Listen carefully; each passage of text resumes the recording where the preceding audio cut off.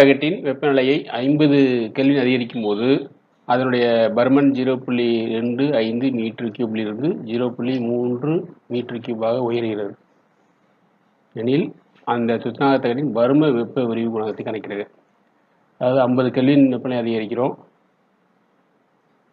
அப்போ வந்து என்னன்னா பருமன் வந்து 0.25 மீட்டர் கியூப், அதாவது ஆரம்ப பருமன் வந்து 0.25 மீட்டர் கியூப் இருக்கு. அது அந்த வெப்பநிலை ஏற்றுக்கொண்டு என்னன்னா உங்களுக்கு 0.3 மீட்டர் கியூபா வந்து உயருது. அப்போ இறுதி பருமன் இது. பரும வேறுபாடுங்கிறது 0.3 metre cube minus 0.25 metre cube. அதான் வந்து பரும விரிவு அல்லது பரும அதிகரிப்பு. அது டெல்வின்னு எடுத்துக்கிறோம். புதுவாக பரும வெப்ப விரிவு குணகத்தை கண்டுபிடிக்கிறது அது ஆல்பா வி கேட்டிருக்காங்க. நமக்கு தெரியும் ஏற்கனவே என்னன்னா உங்களுக்கு del v by v is equal to alpha v. That is பரும விரிவு குணங்கிறது தான். இது வந்து பருமனில் ஏற்படும் மாறுபாடு அல்லது பருமன் அதிகரிப்பு. இது ஆரம்ப பருமன். நம்ம V0ன்னு எடுத்துக்கலாம் அல்லது வீணை வச்சுக்கலாம். இப்போ இன்ட்டு டெல் டி இது வந்து என்ன வெப்பநிலை அதிகரிப்பு. அப்போ ஆரம்ப பருமன் என்னது உங்களுக்கு விங்கிறது வந்து என்னது உங்களுக்கு 0.25 மீட்டர் கியூப்.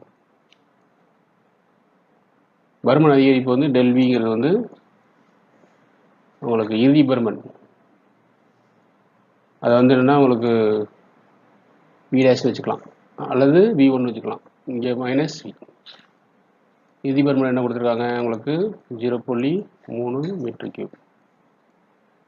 அப்போது 0.3 மைனஸ் 0.25 ரெண்டுக்கு பொதுவாக மீட்டர் கியூபாக நம்ம இங்கே எடுத்துக்கலாம்.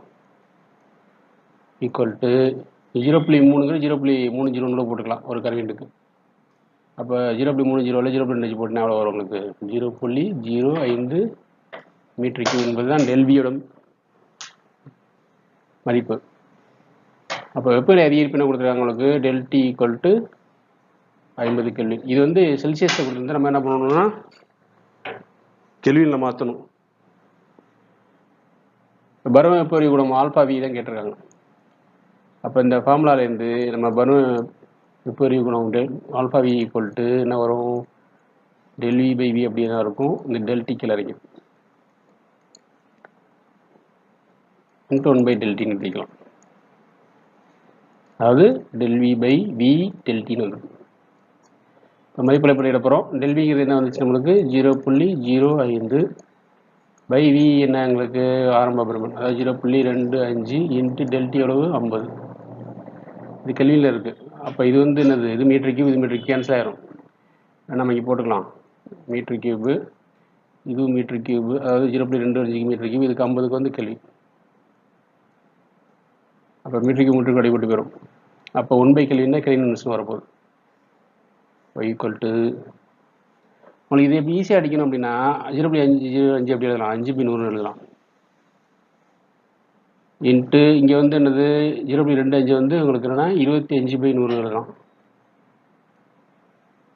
ஓகேவா இந்த இது ஓகேவா இன்ட்டு இங்கே என்ன இருக்குது உங்களுக்கு கீழே டினாமினேட்டருக்குள்ள 1/50.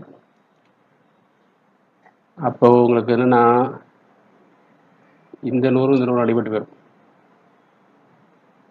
அப்போ என்ன வரும் அப்படின்னா உங்களுக்கு இந்த 5யும் 1 5 5 10 5 50. அப்போ கீழே என்ன 1/250 வரும்.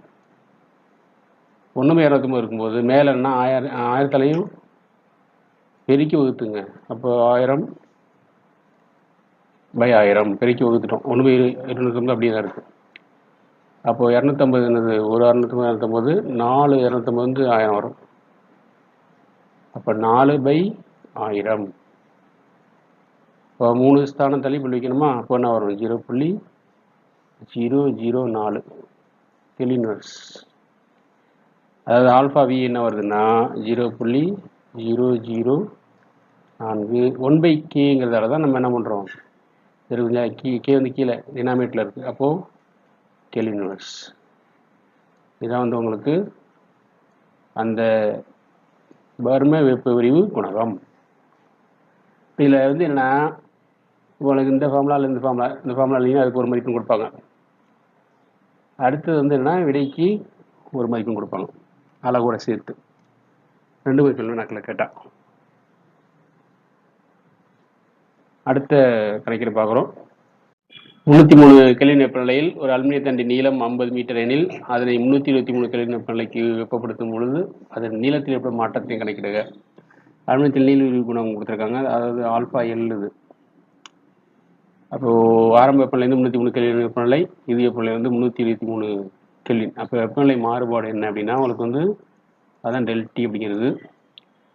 இறுதி வெப்பநிலை 323 கெல்வின் மைனஸ் 303 கெல்வின் ஆரம்ப வெப்பநிலை.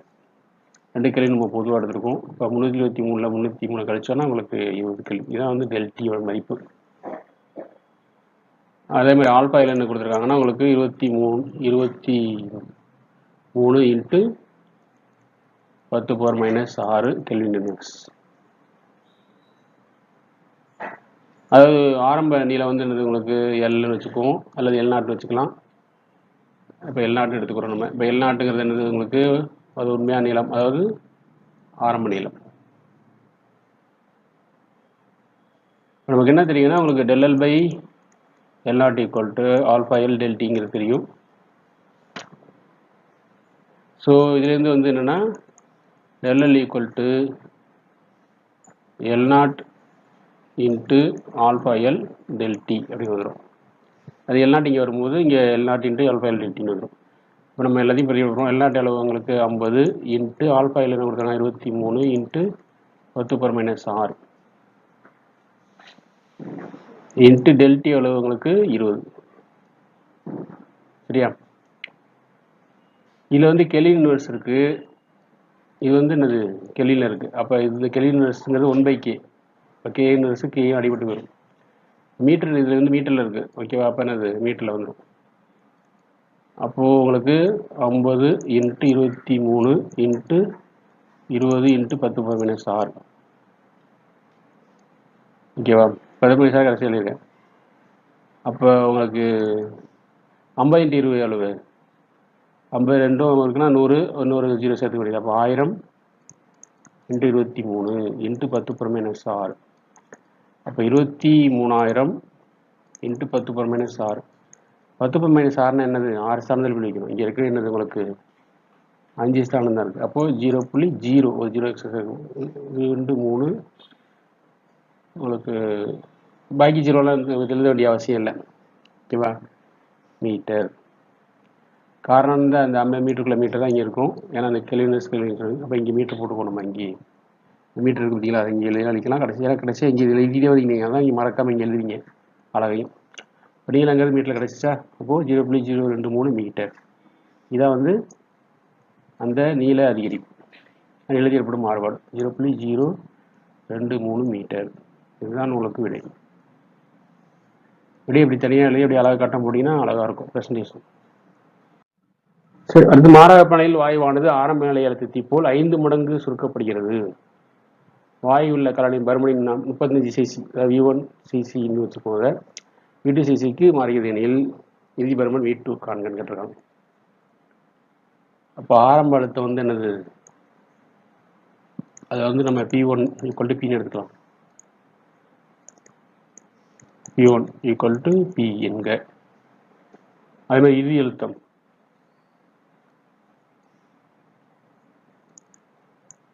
அதை P2ன்னு எடுத்துக்கலாம். அது என்னது உங்களுக்கு 5 மடங்குன்னா ஏற்கனவே உள்ளது Pனா 5 மடங்கு நல்லது. 5 இன்ட்டு P 5P.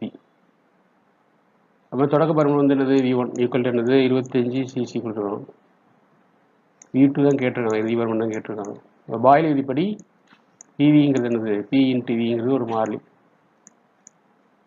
Pங்கிற அழுத்தம், Vங்கிறது பருமன். அப்போ P1 V1 equal to P2 V2. 2 விதமான அழுத்தங்கள் 2 விதமான பருமனுக்கும் போது இது மாதிரி எழுது.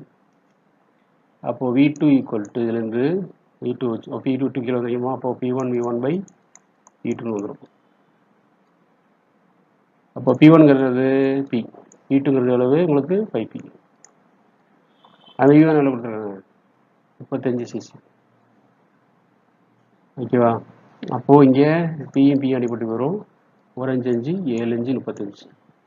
வீட்டுங்கிற என்னது 7. ஓகேவா? உங்களுக்கு 7 cc. அப்போ உங்களுக்கு 7 cc அப்படின்னு கிடைக்கும், அல்லது சென்டிமீட்டர் கியூப்.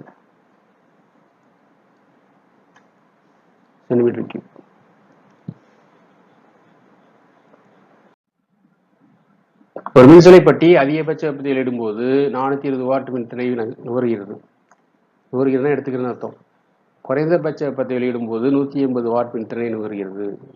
ஒரு குறைந்தபட்சத்தை வெப்பத்தை வந்து வெளியிடும்போது 150 வாட்டை வந்து மின்திரை நுகர்கிறது. அதற்கு 220 வோல்ட் மின்னழுத்தம் கொடுக்கப்பட்டால் இருநிலையிலும் அதன் வழியே பாயும் மின்னோட்டத்தின் அளவுகளை கணக்கிடுகின்றன.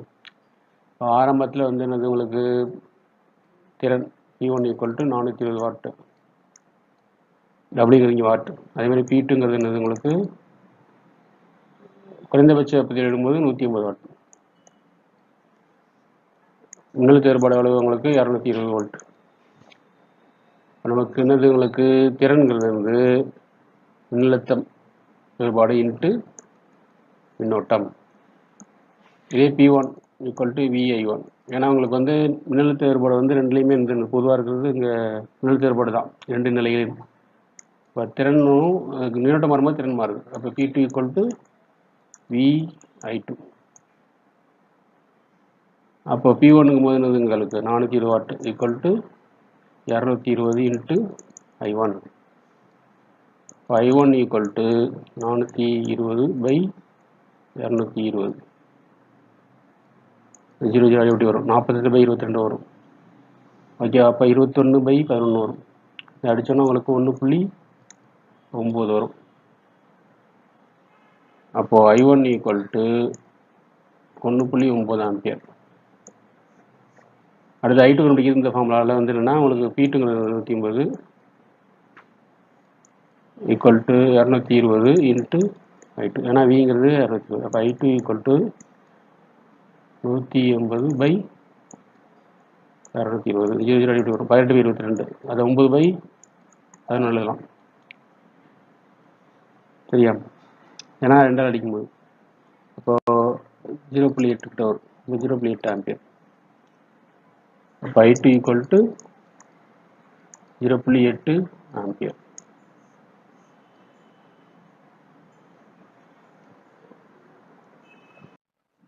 பத்துவமீட்டர் ஒரு கம்பித்துளி நீளத்தை அதன் அசல் நீளத்திலிருந்து 3 மடங்கு நீட்டித்தால் அதன் புதிய மின்திரை மதிப்பு என்னன்னு கேட்டிருக்காங்க. இப்போ மின்திரைங்கிறது வந்து 6, அதாவது 10 ஓம். புதிய நீளம் வந்து அதாவது 3 மடங்கு நீடித்த பிறகு ஆரம்ப நீளம் L வச்சுக்கிறோம், நீடித்த பிறகு L1 வச்சுக்கிறோம். இப்போ 3 மடங்கு L. குறுக்கீட்டு பரப்பு என்ன ஆகும்? புதிய குறுக்கீட்டு வந்து உங்களுக்கு 3 மடங்கு குறையும். அப்போ A/3 வந்துடும். புதிய மின்திரை வந்து என்னது உங்களுக்கு மின்திரை வந்து ஆறுங்கிறது வந்து நம்ம என்ன ரிலேஷனு? ρL/A. ரோங்கிறது மின்திரை எண்ணெய், Lங்கிறது நீளம், ஏங்கிறது குறுக்கீட்டு பரப்பு. அப்போ புதிய மின்திரை என்ன உங்களுக்கு R' வச்சுக்கலாமா, இல்லை R1 வச்சுக்குவோம். ρ × உங்களுக்கு என்ன L1/A1. ρ × L1 என்னது உங்களுக்கு 3L. A1ங்கிறது என்னது உங்களுக்கு A/3. ஓகேவா? அப்போ வந்து 3 மேலே போயிட்டுனா 3 3 9 ஆயிரும். அப்போ இந்த ρL/A அப்படியே இருக்குது. ρL/A இருக்கிற என்ன பதிலாம்? இந்த ஆறாக பதிலாம். இந்த சாம்பாடு 1 வச்சுக்குவோம். சாம்பாடு 1 வந்து இதில் வந்து நம்ம அதை பதிலாம். ஏன்னா ρL/A ஈக்குவலாக இன்னும் 6 பதிலாம். அப்போது 9 மடங்கு 6. அப்போது R1ங்கிறது என்னது உங்களுக்கு 9 × 6 எவ்வளவு என்ன கொடுத்துருக்காங்க? 10 கொடுத்துருக்காங்க. அப்போ 10. இப்போ புதிய மின்திரை எவ்வளவு? 90 ஓம். ஆறுங்கிறது வந்து 10 ஓம் கொடுத்துருக்காங்க இல்லைங்களா? அதை வந்து இங்கே பதியிடும்போது 9 × 10 90 ஓம் வந்துடுது. 6 = 90 ஓம். கொடுக்கப்பட்ட மின்சுற்றில் AC முனைகளுக்கு இடையே உள்ள தொகுப்பு மின்திரை காண்கிட்டிருக்காங்க. 2 5 ஓம் மின்திரைகள் வந்து தொடர் நிலைக்கு இணைக்கப்பட்டுள்ளது.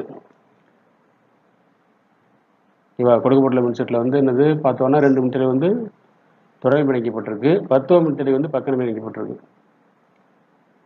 அப்போ உங்களுக்கு வந்து என்னன்னா இதில் 2 மின்திரை 5 ஓம் மின்திரைகள் வந்து தொடர் இணைக்கலாம். RSங்கிறது என்னது உங்களுக்கு R1 + R2. ரெண்டுமே என்னது சமமான மின்திரைகள். அப்போ 5 + 5 5 + 5 என்னது 10 ஓம். அது கீழே உள்ள 10 ஓம் என்னது ஏசிக்கு கொடுக்குறது 10 ஓம் என்னது உங்களுக்கு. அப்போ என்ன இப்படி வந்துடும்? மேலே இணைக்கும் போது இந்த 10 ஓம்ங்கிறது இந்த தொகுப்பு மின்திரை வந்து இப்படி வந்துடும். கீழே உள்ள 10 ஓம் இப்படி வந்துடும். இதை வந்து அந்த மின்சுற்று வந்து என்ன பண்ணிருக்க முடியும், மாற்றி அமைக்கலாம். இது மாதிரி 5 5 சேர்ந்து 10 ஆயிட்டு, அந்த 2 5க்கு பதிலாக இந்த 10 பயன்படுத்தலாம். ரெண்டு பக்க இணைப்பில் இருக்குது. அப்போது ஆர்பி ஈக்குவல் டு 1/r, அதாவது 1/rp equal to 1/r1 + 1/r2 போடலாம். அல்லது நேரடியாக என்ன பண்ணலாம், ஆர்பி ஈக்குவல் டு 2 மின்தடைகளுக்கு வந்து R1 R2 R1 + R2, மேலே பெருக்கல் கீழே கூடுதல். இந்த ஃபார்முலா நம்ம பயன்படுத்த போகிறோம். ரெண்டுமே 10 10 தான் இருக்கா. அப்போ 10 × 10 10 + 10, இப்போ 100/20 ஆர்பி ஈக்குவல் டு 5 Ω. உங்களுக்கு எல்சி எடுக்கிறதுக்கு வந்து கஷ்டமாக இந்த ஃபார்முலா பயன்படுத்திங்க. அது 2 மின்தடைகள் மட்டும்தான் அதை பயன்படுத்த முடியும். இந்த மாதிரி ஃபார்முலா 3 மின்தடைகள்லாம் ஃபார்முலா மாறிடும். அப்படியே இங்கே வந்து 1/rp கண்டுபிடிச்சுன்னா இது கண்டுபிடிச்ச பிறகு நம்ம தலைவலி மதிப்பு எடுக்க மறந்துடும். அதனால் 2 மின்தடைகளும் இந்த ஃபார்முலா பயன்படுத்தும் போது கொஞ்சம் எளிமையாக இருக்கும். இல்லை அப்படியே பயன்படுத்தலாம், இதை பயன்படுத்தினா பயன்படுத்தலாம். அடுத்து வந்து படத்தில் காட்டியுள்ளவாறு 6 வோல்ட் மின்கலத்தோடு 20 Ω மின்தடை கொண்ட மின்விளக்கு மற்றும் 4 Ω மின்தடை கொண்ட மின்தடையாக்கி தொடர்பு இணைக்கப்பட்டுள்ளது. 4 Ω இங்கே இருக்குது, அதுக்கப்புறம் அந்த 20 Ω பல்பு இருக்குது, மின்தடையில் பல்பு இருக்குது. இங்கே 6 வோல்ட் மின்கலத்தோடு இணைக்கப்பட்டிருக்காங்க. கேங்கிறது இங்கே சாவி, ஐங்கிறது மின்னோட்டம், செல்லும் திசையும் காட்டியிருக்காங்க, ப்ளஸ்லேருந்து மைனஸ். வச்சுட்டு மொத்த மின்தடையை கண்டுபிடிக்கணும். மின்சுற்றில் பாய் மின்னோட்டத்தை கண்டுபிடிக்க சொல்கிறாங்க. மின்தடையாக்கின் குறுக்கே உள்ள மின்னழுத்த வேறுபாட்டை கண்டுபிடிக்க சொல்லிக்கிறாங்க. மின்சுற்று மொத்த அடை 2 மின்தடையும் போது 2 தொடர்பில் இருக்குது. அப்போ RS ஈக்குவல் டு என்ன வரும், R1 + R2ங்கிறது நம்ம ஃபார்முலா. அதையும் என்னென்ன ஃபார்முலாவுக்கு மதிப்பு கொடுப்பாங்க, 4 + 20. அப்போ மொத்த மின்தடை 24 Ω. இதான் வந்து ஆனாவுக்கான விடை. அதாவது ஆவணம் வந்து என்னன்னா, மின்சுற்றில் பாய் மின்னோட்டம் கேட்டிருக்காங்க. அப்போ மின்னோட்டம் I = E/R. ஏன்னா V = IRங்கிறது வந்து மிகவும் விதி, அதுலேருந்து எடுத்திருக்கோம். I = E/R. V எவ்வளவு, 6 வோல்ட். R வந்து என்னது, மொத்த மின்தடை 24. அப்போது 1 6 6 4 24. அப்போ 1/4. 1/4 எப்படி எழுதலாம், 0.25. உள்ள 100ஆல் பிரிக்கணும். அளவு பார்த்தீங்கன்னா 100/4ங்கிறது வந்து என்னது, 25. எனக்கு உள்ள வகுத்த 100 இருக்குது பார்த்தீங்களா, அதில் வகுக்கும் பொழுது 0.25 வந்துடும். அடுத்து ஈனா வந்து என்னென்னா, உங்களுக்கு வந்து மின்தடையாக்கின் குறுக்கே கேட்டிருக்காங்க. V = IR. ஐங்கிறது மொத்த மின்னோட்டம் 0.25 இன்ட்டு அந்த மின்தடையாக்கிங்கிறது என்னது, இங்கே 4 Ω.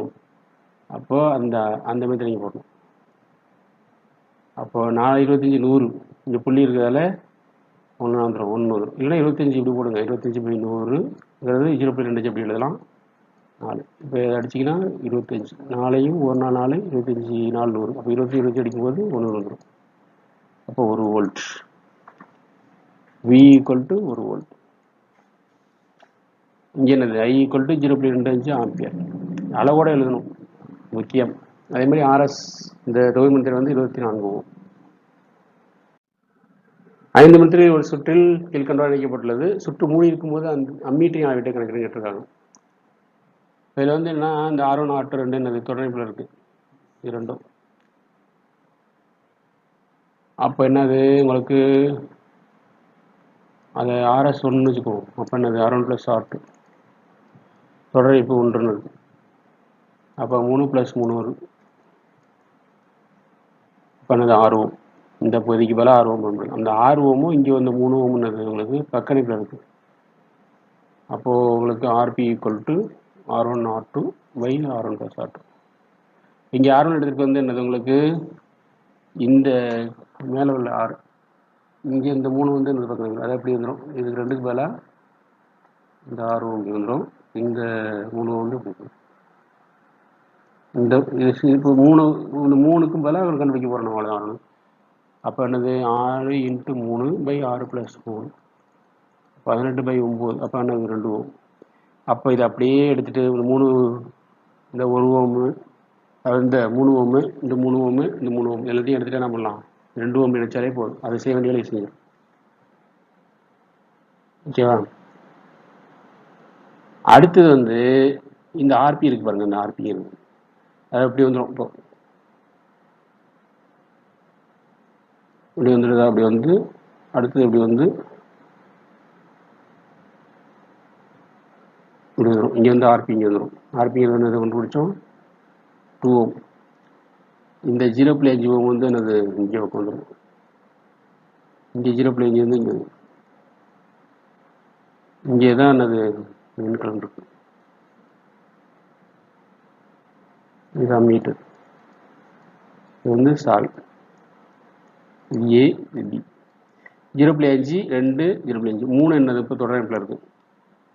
அப்போ அது ஆர்எஸ் வச்சுக்கலாம். RS equal to 0.5 plus 2 plus 0.5. இதுக்கு வந்து ஃபார்முலா எழுதிங்க. RP equal to R1 plus R2 R1 plus RP வச்சுக்கலாம். R2க்கு பதிலாக நம்ம ஆர்பி எழுதிட்டு வைங்க. அப்போது R2 எடுத்துக்கலாம், ஒன்றும் தப்பு இல்லை. அப்போ R3 0.0 விட 1 1 ப்ளஸ் 2 3, அப்போ 3 ஓம். அப்போ மொத்த மின்தடை என்னது உங்களுக்கு 3 ஓம் வருது. அப்போ மின்னோட்டம் I ஈக்குவல் டு என்னது V பை இந்த ஆர்எஸ். V எவ்வளவு உங்களுக்கு 3 வோல்ட் பை ஆர்எஸ் 3. அப்போ முனி அடித்தோன்னா 1 ஆம்பியர். அப்போ I ஈக்குவல் டு 1 ஆம்பியர். அப்போ அம்மீட்டர் அளவில் என்ன காட்டும்? 1 ஆம்பியர் காட்டும். இந்த அம்மீட்டர் என்ன காட்டும்னா 1 ஆம்பியர் காட்டும். வானத்தின் மேல் ஏற்பட்டு 9.8 வினாடிகளுக்கு பின்பு இடியோசை கேட்கிறது. காற்றில் ஒளியின் திசை 300 மீட்டர் வினாடி -1 எனில் மேகக்கூட்டங்கள் எவ்வளவு உயர்த்துள்ளது? திசையை V கொடுத்துருக்காங்க, 300 மீட்டர் வினாடி -1 கொடுத்துருக்காங்க. நேரம் வந்து என்னது T ஈக்குவல் டு 9.8 வினாடிகள் கொடுத்துருக்காங்க. தொலைவுங்கிறது என்னது டி, அதான் டி தான் என்ன. ஃபார்முலா வேகம் ஈக்குவல் என்னது கடந்த தொலைவு பை காலம். டி ஈக்குவல் டு என்ன வரும்? V இன்ட்டு டின்னு வரும். அப்போ V எவ்வளவு 300 மீட்டர் வினாடி -1 மீட்டர் வினாடி எழுதிக்கலாம். காலம் T என்னது 9.8 வினாடி பற்றி வரும். 9.8ஐயும் 300ஐயும் பெருக்கணும்னா உங்களுக்கு 2940 வரும். இப்போ டி ஈக்குவல் டு 2940 மீட்டர். இதுதான் தொலைவு. கிட்டத்தட்ட தொலைவுங்கிறது இங்கே உயரம். ஸோ மேகக்கூட்டில் வந்து 2940 மீட்டர் உயரத்தில் இருக்குது. டிஏ நம்ம என்னன்னா இங்கே உயரமாக எடுத்துக்கிறோம். கப்பலில் அனுப்பப்பட்ட மீவெளியானது கடலின் ஆழத்தில் எதிரொலித்து மீண்டும் இயற்பியை அடைய 1 வினாடி எடுத்துக்கொள்கிறது. நீரில் ஒளியின் வேகம் 1450 மீட்டர் வினாடி -1 எனில் கடலின் ஆழம் எவ்வளவு கேட்டிருக்காங்க. டீனது உங்களுக்கு காலம் வந்து 1 வினாடி கொடுத்துருக்காங்க. திசை V எவ்வளோ கொடுத்துருக்காங்கன்னா 1450 மீட்டர் வினாடி -1. இப்போ டிங்கிறது என்னது உங்களுக்கு போயிட்டு திரும்பணும். இப்போ போகிறதுக்கு ஒரு தொலைவு டி, வரதுக்கு ஒரு தொலைவு, அப்போ 2Dன்னு வரும். அப்போ என்னது உங்களுக்கு 2D ஈக்குவல் டு விடி, திசைவேகம் இன்ட்டு காலம். அப்போ டி ஈக்குவல் டு விடி பை 2 வரும். V எவ்வளோ கொடுத்துருக்கோம் 1450 மீட்டர் வினாடி. ஏன்னா மீட்டர் வினாடி சொன்னால் மீட்டர் வினாடி எழுதலாம். இன்ட்டு காலம் எவ்வளோ 1 வினாடி. இந்த வினாடி அடிபட்டு வரும் பை 2. அப்போ 2ங்கும் போது 1450 பை 2 எவ்வளோ உங்களுக்கு 725 மீட்டர். இதுதான் விடை. இதுதான் கடலின் ஆழம். இங்கே டிங்கிறது டெப்த்து, அதான் ஆழம். ஒளி மூலம் 20 மீட்டர் பை வினாடி வேகம் மற்றும் 240 ஹெர்ட்ஸ் அதிர்வெண்ணில் கேட்குனரை நோக்கி செல்கிறது. கேட்குனர் ஒளி மூலத்தை நோக்கி 20 மீட்டர் பை வினாடி, அதாவது மீட்டர் பை செகண்ட் வேகத்தில் செல்கிறார். ஒளியின் திசை 340 மீட்டர் பை செகண்ட் ஆக இருப்பின் தோட்ட அதிர்வெண் இருக்குங்கிறாங்க. கேட்குனர் நோக்கி செல்லும் பொழுது கேட்குனர் ஒளி மூலத்தை நோக்கி செல்கிறான்னு சொல்லியிருக்காங்க. அதனால் ஒளி மூலம் வந்து கேட்குனர் நோக்கி செல்கிறது, கேட்குனர் வந்து ஒளி மூலத்தை நோக்கி செல்கிறார். 2 பேருமே என்னது ஒருத்தர் நோக்கி செல்கிறாங்க. அப்படிங்கும்போது உங்களுக்கு தோற்ற அதிர்வெண் என்ன இருக்கணும்? n dash equal to n into v plus vs. அப்படிங்கிறது வந்து ஒளி மூலம் வந்து நோக்கி செல்லும் பொழுது v மைனஸ் உங்களுக்கு என்னன்னா இங்கே இந்த ஒளி மூலம் இது வந்து ஒளி கேட்குனர் நோக்கி, கேட்குனர் வந்து அப்சர்வர், ஓகேவா? அப்போ வந்து என்னது உங்களுக்கு வந்து விஓ, இது அப்சர்வர் ஓன்னு வச்சுக்கோங்க. இப்போ 240 இன்ட்டு உங்களுக்கு 340 ப்ளஸ் விஎஸ்ங்கிறது 20. ரெண்டுமே 20 தான் கொடுத்துருக்காங்க. அப்போ 340 அந்த ஒளியின் திசை மைனஸ் 20. அப்போ 240 இன்ட்டு 340 ப்ளஸ் 60 20 என்னது 360 வந்துருமா பை 340 மைனஸ் 20 வந்து 320.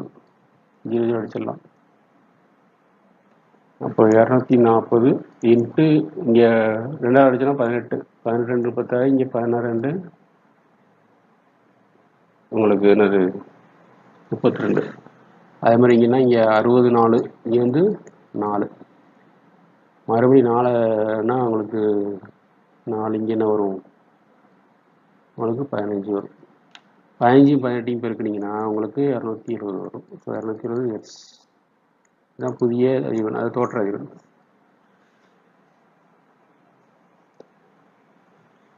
இப்போ 15 நாங்கள் வந்து 60ங்கிறதால உங்களுக்கு அடித்து அதுக்கப்புறம் இந்த 15 18 பெருக்கும்போது 270 வருது. அணுக்கல் வினைக்கு உட்படும் கரியக்க தனிமம் ஒன்றின் நிறையன் வந்து 232, அணியன் 90 எனில் கரியக்கத்துக்கு பின் காரிய ஐசோடோப் மாறுகிறது. காரிய ஐசோடோப் நிறையன் வந்து 208 மற்றும் அணியன் 82 எனில் இந்த வினையில் நிகழ்ந்துள்ள ஆல்பா மற்றும் பீட்டா சிதைவுகளின் எண்ணிக்கையை கணக்கிறேங்கிறாங்க. அதற்கான சமன்பாடு எழுத போகிறோம் நம்ம. அதாவது 90 வந்து அணியன், நிறையன் வந்து என்னது உங்களுக்கு 232. அப்போ 90 எக்ஸ் 232. இது வந்து நிறையன், இது வந்து அணியன், இது வந்து தனிமம். இங்கே வந்து என்னன்னா உங்களுக்கு வந்து ஆல்பாத்துக்குள் வெளியேறுகிறது. அதுமாதிரி காரியம் வருதுங்கிறாங்க. அப்போ காரியம் பிபி காரியம், இது வந்து 82 208ங்கிறது வந்து நிறையன், 82 அணியன். என்னன்னா உங்களுக்கு வந்து என்ன ஆல்பாத்துக்கள் மற்றும் பீட்டாத்துகள், ஆல்பா மற்றும் பீட்டா சிதைவுங்கிட்டு இருக்காங்க. அப்போ அதனால என்னது உங்களுக்கு வந்து ஆல்பாவுக்கு வந்து என்னது உங்களுக்கு 2 ஹீலியம் 4, பீட்டாக்கு வந்து -1 E4. சரியா? இது வந்து என்ன உங்களுக்கு வந்து ஏன்னு எடுத்துக்கும், இது வந்து பின்னு எடுத்துக்கும். சரி, அப்போ ஏங்கிறது என்னன்னா A - A'/4. சரியா? இதுதான் A'. இது வந்து என்னது ஏங்கிறது வந்து தாய் தனிமத்தின் நிறையன், A'ங்கிறது செய் தனிமத்தின் உங்களுக்கு என்னது நிறையன். அப்போ E வந்து 232 - 208/4. 232 208ல் கழிச்சோன்னா உங்களுக்கு என்ன 24/4 வரும். அப்போ 24/4 எவ்வளோ உங்களுக்கு 6. ஏ அப்போ ஏங்கிறது வந்து ஆல்பா செயல் நீக்கி. அப்போ ஆல்பா செயல் வந்து என்னது உங்களுக்கு 6. அடுத்து பீட்டா செயல் முடிக்க போகிறோம். V = 2A - Z - Z'. இப்போ 2A ஒன்றா இருந்துச்சு உங்களுக்கு வந்து 6 ஆல்பா செயல் நீக்கி, மைனஸ் இசட்டுங்கிறது வந்து என்னது இங்கே உங்களுக்கு இங்கே 90, இது வந்து என்னது Z'. இசட்டுங்கிறது 90 - 82, இங்கே 90 இங்கே 82. இப்போ 2 × 6 எவ்வளவு 12, 12 - 90 - 8 எவ்வளவு 8, 12 - 8 எவ்வளவு 4. பி வந்து 4. அப்போ பீட்டா சிதைவு எண்ணிக்கை வந்து 4. பீட்டா சிதைவு தான் பின்னு இருக்கோம் நம்ம. பீட்டா சிதைவு வந்து 4.